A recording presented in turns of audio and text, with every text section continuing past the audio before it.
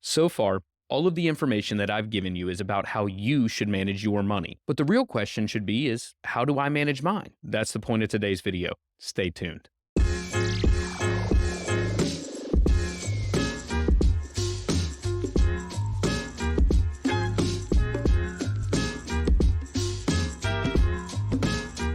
Welcome back to Financial Wellness Planning. My name is Derek Coffey. I'm the founder of FWP. And one of the things that I feel strongly about is transparency. And if I'm giving you information or advice or ideas that I think that you should take and use for your own finances, it would only make sense to show you that I am attempting to do the same thing. This is going to be the first video in what I hope to be many videos where I actually go over what my personal financial situation looks like. My hope is that it connects with you in some way, shape, or form. I want you to understand that just because I'm some guy that pays maybe too much attention to money, that the information that I'm telling you also applies to me. There's nothing different between you and I. I work just like you do. I pay bills just like you do. I go through the same issues that everyone else does, and I don't have an overly inflated income. But we're going to get into the details next. So the first thing that I want to show you is a month of my transactions. When I work with clients, I take them through this entire workbook. And the first thing that we want to do is to get a grasp on where their money is going. So in this sheet, I have listed out every transaction that my wife and I had in the month of March. And I'm going to do this every single month going forward just to be some sort of motivation for you to take accountability for your finances. Because I'm putting this information out to the public, it does create an accountability for me. I can give you all of the tips and tricks until I'm blue in the face, but unless I'm actually showing you that I too am using these thoughts and these ideas in my own personal finances, you have no reason to believe me. So follow along with me as I go through our month of March. I'm not going to spend too much time focusing on our income, at least not on this sheet. We'll go over that more on the dashboard sheet. But the purpose of this sheet is to get a grasp on where our money is being spent. And I've highlighted some of the expenses that we had for the month. Early on in the month, there was a bowling tournament that I was asked to go to, and it was kind of last minute, so it wasn't something that we necessarily had planned for, but I was able to go, so I took the opportunity. You'll notice that from the beginning of March through the 4th of March, we spent a decent amount of money on this trip. And all of the expenses added up to about $380 for that trip. Again, that was a one-off thing, but it was something that we wanted to do and we were able to do, so we did it. We also had a couple of other expenses that I classified as an other needs spending, one of which was from our friends at Blue Ridge Infusions. It's an IV drip bar that comes in handy when you're not feeling well, and my wife was under the weather, so it was $130 very well spent. She bounced back fairly quickly. So spending that money for her to feel better and be able to take care of our son, it made sense. All of the light red that you see on this sheet is all of our dining out expenses, which we do quite frequently. We go out to eat more than what we probably should, but it's just a way for us to get out of the house. We spend a lot of time at work. My wife spends a lot of time with our son, and it's just a way for us to get out of the house and do something else. But we've spent quite a bit of money dining out. We also had a little bit higher T-Mobile bill for the month. Typically, our bill runs between $250 and $270. We actually spent a little over $400 additional in the month of March, but that's because my wife needed a new phone and it was something that had to be taken care of. So we did overspend a little bit on our T-Mobile bill. My wife also got a massage during the month, which is very much needed for any mother that takes care of their child on a regular basis. They understand that having a massage, especially when you're bent over 3/4 of the day trying to care for the kid, it is a need. Getting her the massage, getting her the IV drip that she needed to feel better, completely worth it. Again, as we go through here, there's more and more dining out, but that is the extent of our transactions for the month of March. They're very straightforward. It's our bills with a lot of dining out and a little bit of fun mixed in. So after I inputted all of the transactions into the month of transaction sheet, it's going to populate my financial dashboard for the month. In the dashboard, it's going to calculate all of our income, which you can see here. So our total net income for the month was $4,413. And this is a net income, meaning what we received after taxes were taken out. Because I preach a 70-15-15 spending plan, this sheet is going to let me know if I'm within those ranges. So as far as my needs-based spending goes, I am within the 70%, which is good. What you'll notice, though, is that my savings is zero, meaning I have no designated savings going into a savings account. But my miscellaneous spending is way out of whack. My miscellaneous spending was way over for the month of March. And again, that can be attributed to the trip, it could be attributed to the new phone, but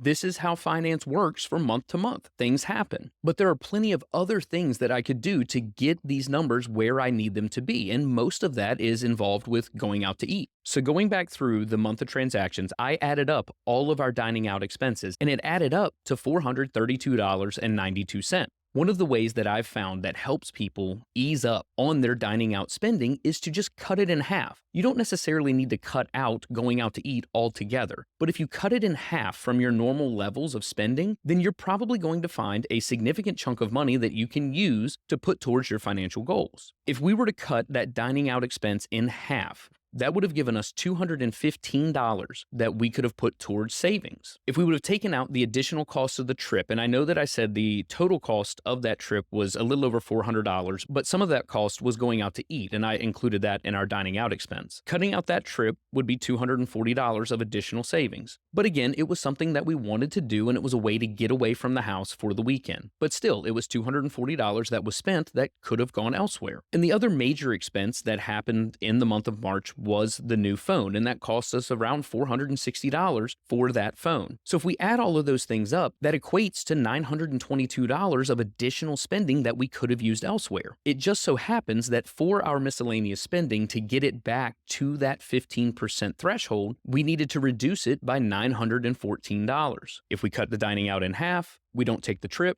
and we don't get the new phone, we hit our numbers for the month. And then we could have put that extra money to use in our savings. Now, there's much more to our financial picture that we want to improve. So our current savings situation is $5,000. Now, that's not enough to cover what I would consider a true emergency fund. A true emergency fund, depending on your situation, could be 3 to 12 months of your net income. The $5,000 that we have makes me happy. The rest of our savings is within the business. The money is meant for the business. It's not necessarily meant for our personal needs, but it is there in the event that we need it. Our current debt situation, we have roughly $60,000 on a piece of land that we purchased that we pay $525 a month for. We also have about $2,500 of medical debt that we incurred by having our son. That's a 0% interest loan. I'm in no hurry to pay that off. And it costs us around $130 a month for that debt, but it's not anything that I really lose sleep over. We do have a mortgage on our home. We still owe right around $113,000 on it. Now, why is that so low? Our home is 2-bedroom, 1 bath, and 800 square feet. It doesn't cost us that much to live there, but that was by design. We only take $55,000 a year out of our business, and we've made a point to be able to live on that amount of money so that way my wife can be a stay-at-home mom. So our total liabilities equal out to just over $175,000. Our total assets are right around $48,000, not counting the value of the business. Now, I don't count the value of the business because I don't feel that you can give it an accurate number unless you sell it. So we're going to leave that out of this calculation entirely. So in addition to the $5,000 that we have in savings, we do have 2 Roth IRAs. There's around $18,000 in one, there's $25,000 in another. And as of March, we weren't contributing to those Roth IRAs. Now, beginning in April, because I'm telling you to do these things, we are going to start contributing to our Roth IRAs. So the next sheet that I'm going to show you is our emergency fund estimator. And this sheet is part of the member version of the FWP financial planning sheets. So if you are a member, you do have access to this. But there are 3 questions here that need to be answered to calculate for you what your true emergency fund should be. We are younger than 49. We have what I would consider an unstable job, meaning we go to work every single day and we're unemployed. We have to hope that the day works out to where we make money. So for me, I wouldn't consider that stable. That's why the answer here is yes. We do have a relatively steady and secure stream of money that comes from our coffee shop. Yes, it can go up, it can go down, but we feel comfortable taking out the amount of money that we do. Because of this, our true emergency fund should be about 6 months of our net income. So as of March, our net income was a little over $4,400.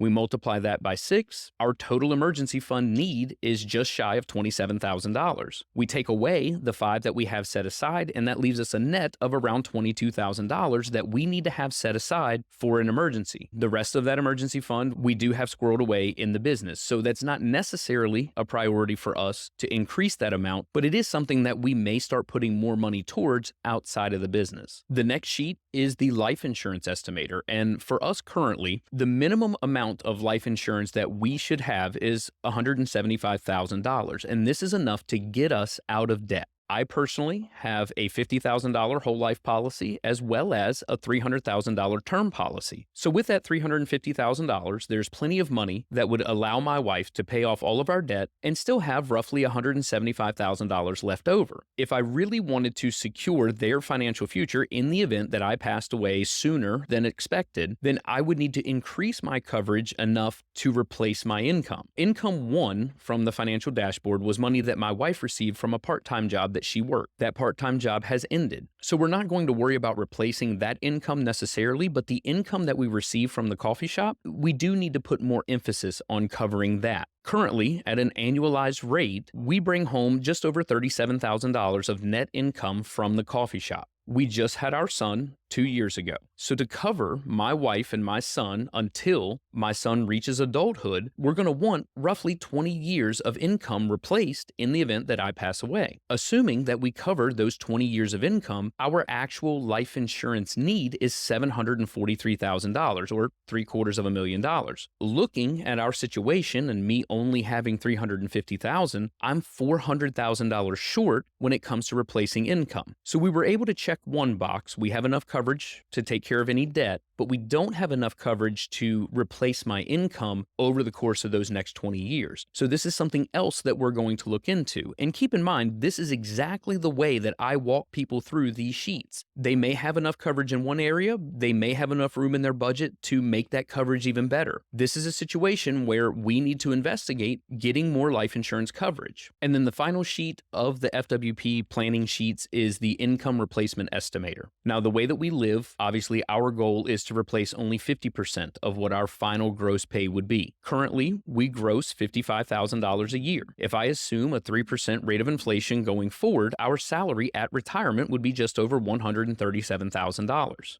So the amount of money that we want to replace at age 65 is right around $68,000 per year. To hit that number, we need to have $1.7 million set aside so that way we can use the 4% rule and withdraw enough money to replace 50% of our final salary. We currently have $43,000 set aside in those Roth accounts. Factoring that in, even at an 8% average rate of return, we're $845 short each month of our savings goal. So the next thing that we're going to do is we're going to begin contributing to those Roth IRA accounts again. We're only going to start out with $500 a month, so we're still going to be $345 a month short. But as we continue to mold our finances into the 70-15-15, our hope is to find that $345 a month.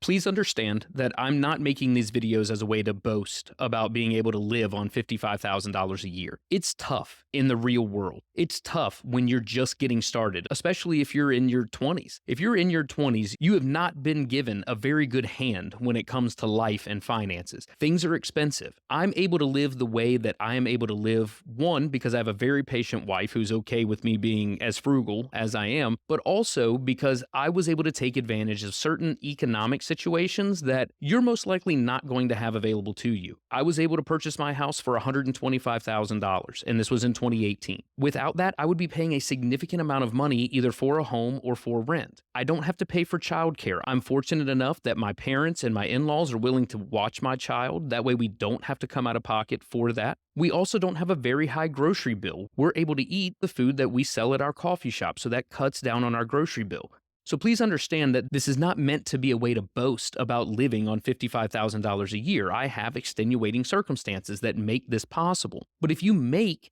$60, $70, $80,000 a year, there is a way to live and hit your financial goals. My hope is that by doing this every single month, it'll motivate you to at least take a peek at your own finances and see where you may be able to cut so that way you can hit your financial goals. I want to thank you again for tuning in. I appreciate it greatly. If the content is providing you value, if there is some level of motivation that I am giving you with this information, subscribe, like the video, comment. Tell me I'm full of crap if you think I'm full of crap, but I do appreciate you tuning in. I plan to do this every single month. I appreciate you holding me accountable. I'll talk to you soon.